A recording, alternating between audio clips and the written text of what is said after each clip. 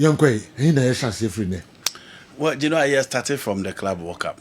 Now, as usual, come teaching the shall say, almost a lot of people are not impressed, especially with the standard of play, with the turnout, with the quality individual it possess, amidst other issues crop up. Okay.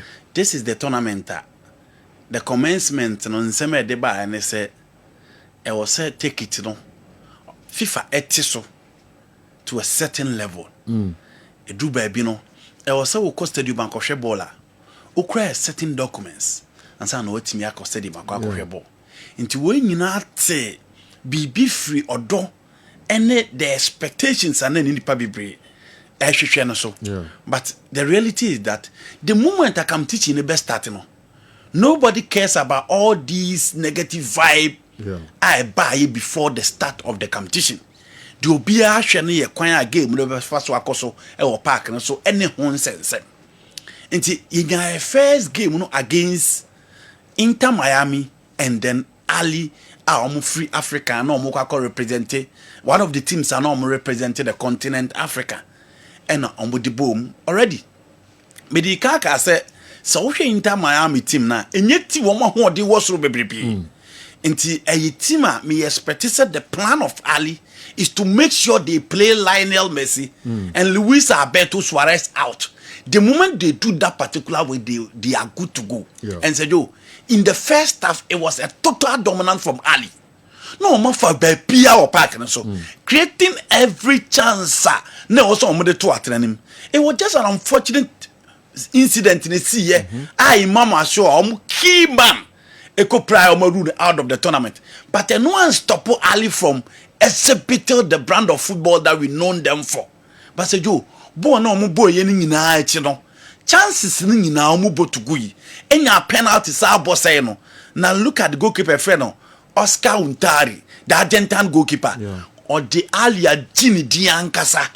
Ni goals are what then you know any game what da or dear Gini Di pra ewo Inter Miami and said yo in the second half Miami came into the party, played very well, but unfortunately almost so end me and football and to Atra. I felt the number of opportunities I said you had the Ecosu TV so when you we are saying that is not what Ali is known for.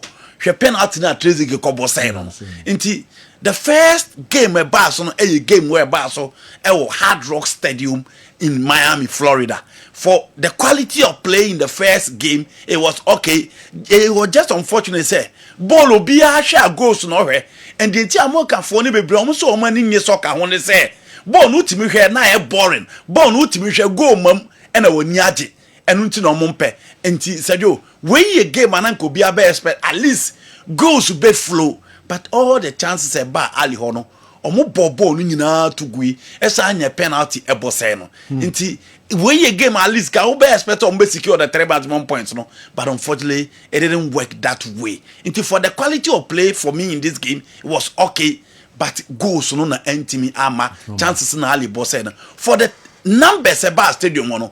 So you Hard Rock Stadium is 65,000 capacity. By way of 60,000. Until less than initially said tickets in Graham phone. Yes. Yeah. Then got me pay low attendance, but I'm expecting very low attendance. General. But me who say Manchester no area no. I met life na attendance na yet. Sir. Palmeiras match na Porto match no. Okay. Me do na attendance na yet. But me no we are doing say attendance the cost because I do weigh 60,000. In the fans say less than 5,000 armor. And for the Hard Rock Stadium, it was expected. Media, no meaning say Hardie or Mobeko because of Lionel Messi and the Spanish, Argentine, South American influence. No, into Hardie, no meaning so Mobeko and said you truly omutime represent here. For Bayern Munich against Auckland City. Before Soboko, Lionel Messi. Yeah. Or he post no twice. Yes. He was just unlucky. He was just unlucky. Yeah. And one or apart from one ball or Mama Tia Beshen and MGN, he was all over the place. Or Jibo down say he can still ball in Europe. Yeah. Team Sinibu or Jerome 10 Europe, he can still ball. But Genoa, expectation need demand no to the bia baby see na be fenti Messi is still Messi, devoid of age and everything. Born ni kra na who that magic touch no, who that quality no, who that defense splitting pass no de be ma no, who so much involved with play and so much involved with the setup and how the team want to direct their play. Who say Messi involved and exactly like the other man in Miami. Okay. Now to the Auckland City versus Bayern Munich match and there Otie Tony Montana kura na Genoa and Kobono S the kakra because a team a omo bebo competition na said you this omo could take leave akati akra omo nyebi we a shopkeeper we a juma warehouse in pharmaceutical shop we goalkeeper na say on the crowd there we a captain or yeah juma or yeah juma baby shop and I said you or yeah juma omo coach the crown or yeah interim coach on so take leave sir no babedi team nechi but in all it worth it when you look at the teams now no mobile bebona ochema it worth it again. It was Cincinnati at the T&Q stadium tell you almost the 26,000 enipa a share sa game no venue no 26,000 and enipa no e was a stadium nefa but 20,000 e kokohwe nti no so yenya less than 6,000 almost so empty Myanmar stadium and this is the first game. You know Bayern Munich beating this particular setup with Harry Kane, Kingsley Coman, Michael Olise. Jay, what do you expect? Goals. And who goalkeeper na? Bon the firm na che. Until now we expect anything. Now here we expect a resounding victory from Bayern Munich and I clearly omodima tima your friend Auckland City. And then one was say Mozella Baya. Sergio Mozella to be ball hat-trick. And man you met me ko ye at the mountain. Good start for Bayern Munich and so eno. Now, after that game, game. Now, a lot of people were not impressed with Atletico Madrid output and PSG game. No, yeah. That game no cost so the Rose Bowl Stadium. You are talking about Sergio and also Nipa Hepa because Rose Bowl 89,000 and Nipa a cover stadium and that is the most iconic stadium in the United States. And then they host to the 1994 World Cup final. But Sergio, omunya Nipa 80,000. And the Bible share that particular game. Okay. Obey disappointed in terms of the obey expect to say beba or park and so. And say yo, who any partner was stadium one. As will be a yen idea. As some concentration in the so. The noise, the support, the unflinching supporter, obenya from fans or more teams no. And no one who be a Rose Bowl. And it's a whole game now. Now when you're happy, the connection a beba between the players and the fans. Now we saw my quiet. But on the field of play, PSG once again say Omi are the best team in the game. Now you know they were all over the place. Yeah. Control, possession, command, creating of chances, goals, everything. And the brain behind this particular setup, it is that a Portuguese young guy, made for Ventina. Now Fabian Ruiz go no gua. A idea ultimate say clearly almost practicing from the training ground and on the upper park and so Desiree Doué Ventina almost cut in from the right now ball now set it now I hit the ball no and said yo any ATM second team this is ATM with General Black, Marcos Llorente, Javi Galen, Clement Lenglet, Lil Omad, Pablo Barrios, Rodrigo de Paul, Griezmann, Julian Alvarez, Samuel Lino, Giuliano Simeone. We any 4-4-2 setup on the boy. Diego Simeone excuse me say PSG team no January when they needed players.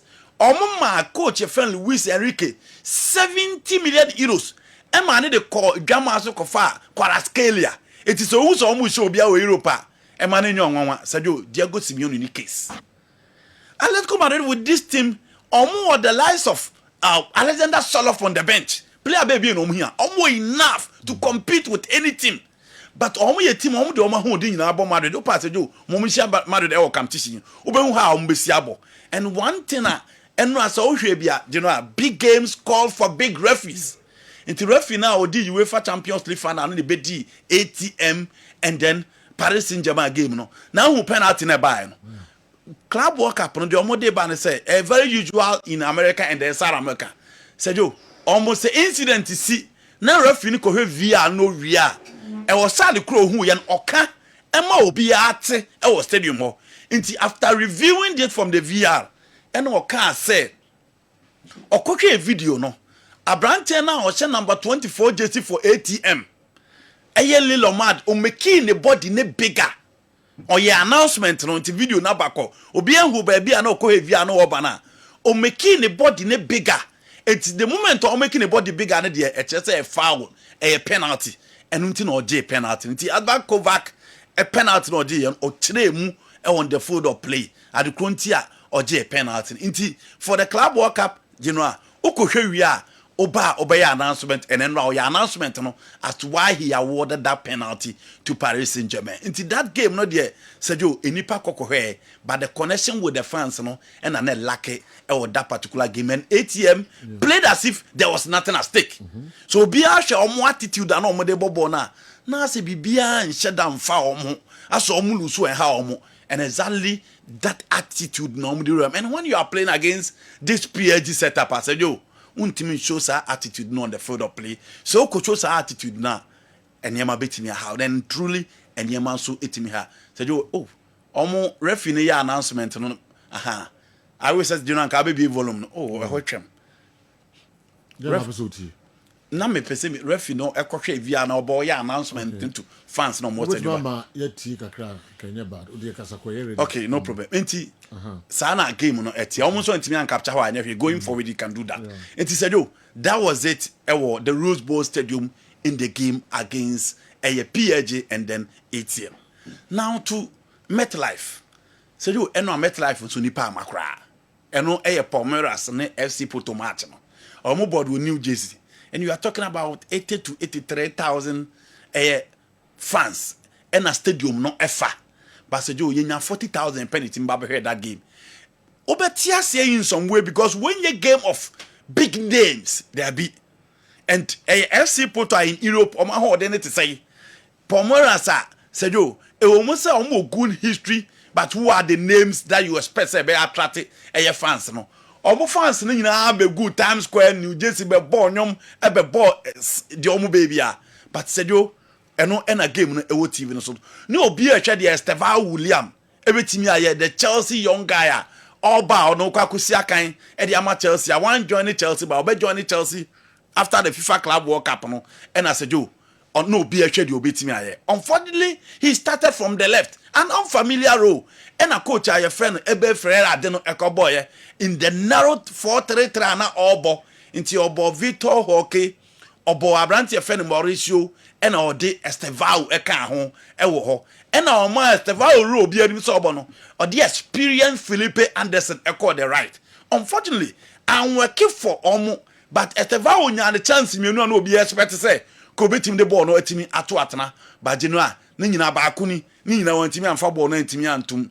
He played but 64th minute na coach no eyi ni efree mu clearly na the rule no ntimi defining ye and the strength and other teams ni here no na more the Porto also played.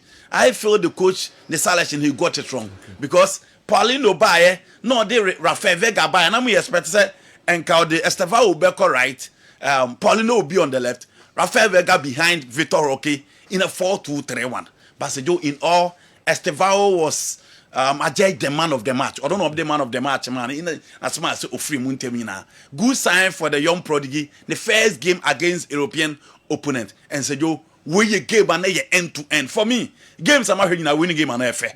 End to end action, Opia ball, open play. The intensity was so high. Opia was searching for goal, and the two goalkeepers were clearly outstanding. In the game where there.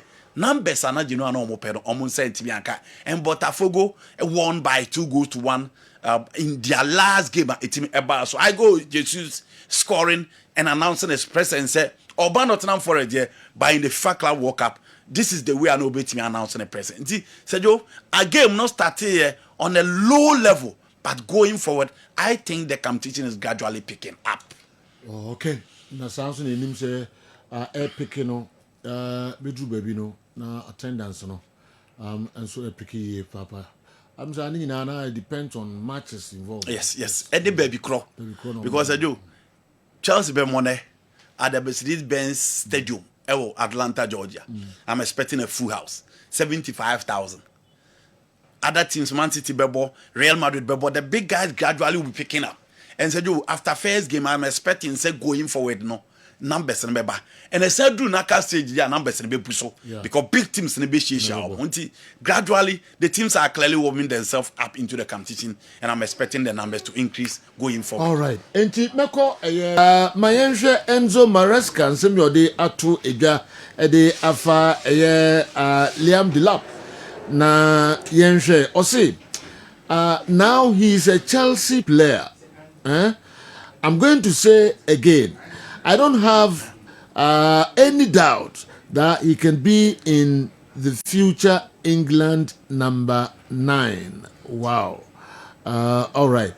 Enzo Maresca, Chelsea head coach, and the assembly afa Abadi afa Liam Delap, and so and che obi branch is England. Our national team number 9 jersey no abranti nation. Adia Enzo Maresca jabana no minimum comments are crazy. You know, you need coaches to motivate young players. And Liam Delap, a movement from Ipswich about Chelsea, you expect something more and something better. He's a young player as compared to England for no more mature to lead the line. So far Hurricane was 31 years. So far Watkins for 29 years. So far Ivan Toney or 29 years. So far Marcus Rashford of 27 years. So far Dominic Solanke was 27 years. Until share the apparent hail to the throne after Hurricane. Omunyina ye players a omunfie wo anim e cha branch fell Liam Delap. At least 2, 3 and then 4 years omunyina ye ahead of him. But you know, the only way to make sure you become the English number 9 is to make sure say o performance e be so any e wo utima owom. Is to make sure you cement your position within your team and being consistent. The good thing for England is that now say the production of talent in your problem. So you number 9 ahodo amabo memoya amabo 5. A countries be back as uncle fear omote bench kura no come started the some of these countries. The HN say kill na Liam Delap this one ewa. And in terms of performance, in terms of experience, in terms of individual quality, all these players are proving one way or the other. So the only way they say also bet him for England number 9 France say over Chelsea number 1. Who only papa was so to know. Make sure you bet displacing Nicola Johnson. Who displacing Nicola Johnson we are. Then you work on the Kessben. The Kessben here number 9 just how do you work against the Kessben? Score goals, be consistent, show your quality, show your class. The Jimmy Flohasa Bank did drop a mobile. Make sure so Obe follow the same line. So to me, yes, you know, then I have no doubt. Say Obo for a high demanding Chelsea team, the beer pandits, the performance of the team. Now to me, performing there. In the absence of Hurricane, clearly, I think Sergio, all these players in Iwakoma you can take over. Me sure say after next year's World Cup, England will still rely on Hurricane again. Watkins on and off in the national team. Sir Rashford is serious. And Kaoniko Palmer Mone Bukayo Saka mun preposition home. Was cementing a spot. And then Dominic Solanke has been on and off. And said, yo, when you play for Chelsea and you become consistent, an opportunity over someone who played for Tottenham Hotspur. And he's a good player. The only thing is to make sure so Obama Nicola Jackson at Tenetri now goes to what to Rick Biana Nidika Obian Majinoa. The hype. Everything is there for him to be an English number 9 going for it. But Onipa Baby one anima also hear him who's beating it at all. Okay. Enti yamfa enoso entia na me na me ka krabi emra me ba. Yo nsem bebre e de emma mo tutu kala ebeba entia wanfo twɛn no pa.